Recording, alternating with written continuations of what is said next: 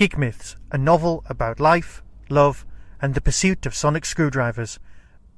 Available in paperback and Kindle edition from Amazon. Scanning for audio.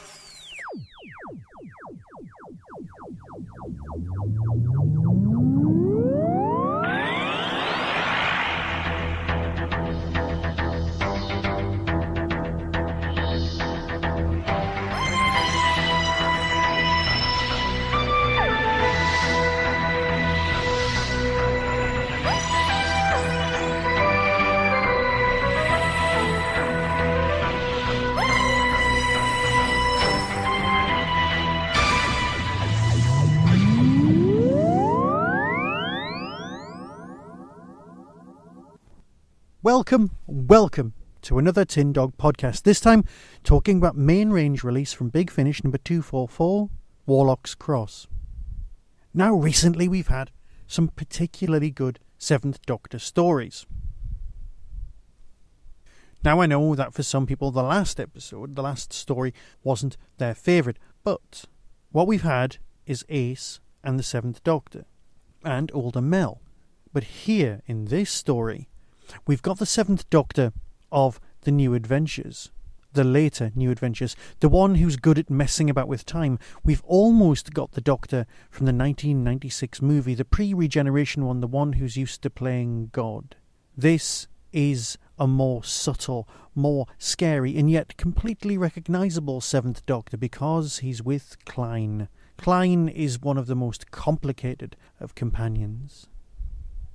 Possibly or possibly not from an alternative universe, where the Nazis won or perhaps they didn't, and so on. It gets very confusing, but basically she's the scientific advisor for the 90s, that bit that nobody likes to talk about when Doctor Who was off the air on TV.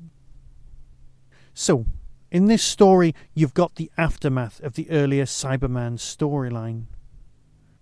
You've got an event that happened 7 years ago. You've got something under a hill. You've also got a lot of people who want to tell the truth about aliens, which was big in the 90s, if you remember that sort of thing. If ever there was a time when we were primed to learn about the existence of aliens amongst us, that was it. It's gone now. But this does feel very 90s. Mind you, though, be warned, this story does deal with darkness, depression, and in many respects suicide, its effects, and, well, yeah, you can kind of fill in the rest yourself. Like I said, it's a much darker, more, in many respects, grown-up version of Doctor Who. Not a bad thing. Not a bad thing at all. This is a great story, and if you didn't quite enjoy the last few 7th Doctor stories, this is darker, more brooding, more well thought out, arguably. And it is presented ridiculously well. It makes use of the time-travel-y aspects of the story, as well as, well, let's put it this way. If it was on TV, you could picture it being studio-bound for the majority of the story. And yes, it actually feels as though you're watching it on TV. Now, when I listen to my Big Finishes, I like to put them through the screen-sharing app onto my TV so that I can listen to it through the TV. That way, I get the lovely stereo effect, but I also get to experience it as if it's a TV story. I just happen to not be looking at the screen. Is that pathetic? Probably. But it is kind of nice to have the same audio effects as if I've got an episode of Doctor Who on TV. Now that I come to think about it, it is ridiculous. I'm just as likely to listen to it here as I am to listen to an episode of Torchwood in the car.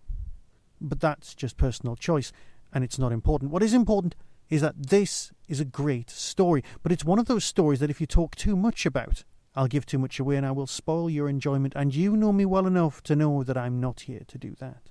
There are faces in units that you've never seen before. You're not quite sure who to trust, you're not quite sure what their motivations are, and that's great. You want to believe in Klein, you want to believe that she is the future, but you know what? You're also terrified of her. She's the most Torchwoody Doctor Who character never to appear in Torchwood so far. But given that the Doctor Who monsters are going to start popping up in Torchwood very soon, well, that's just going to be great. Can Klein come too? She was talking about... No. Spoilers, sweetie. Right. I'll let you hear the trailer and decide for yourself, because it's very important that you do that sort of thing for yourself. In 6 stories' time, there will be 250 entries into the main or monthly range. That's incredible. Here's a quick question. There used to be 13 main range releases per year. Was this year 12 of them?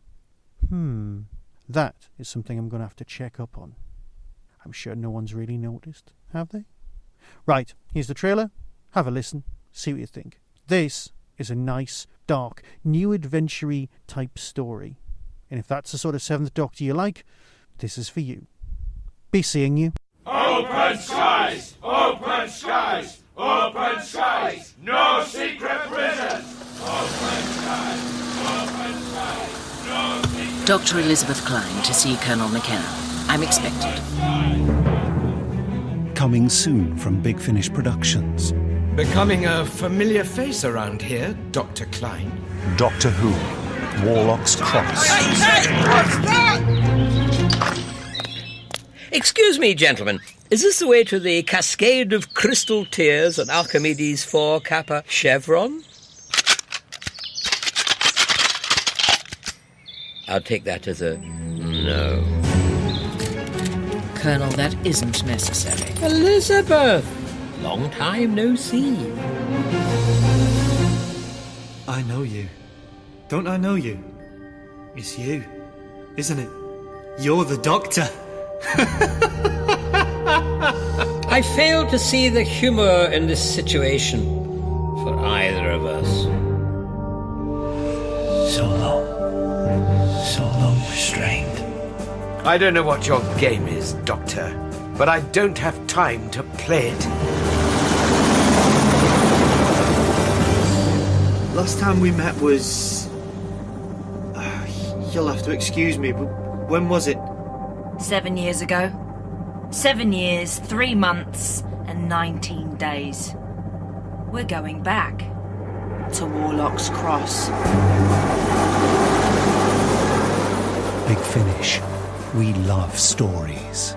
Oh, you can't trust stories. Stories alter with every new telling.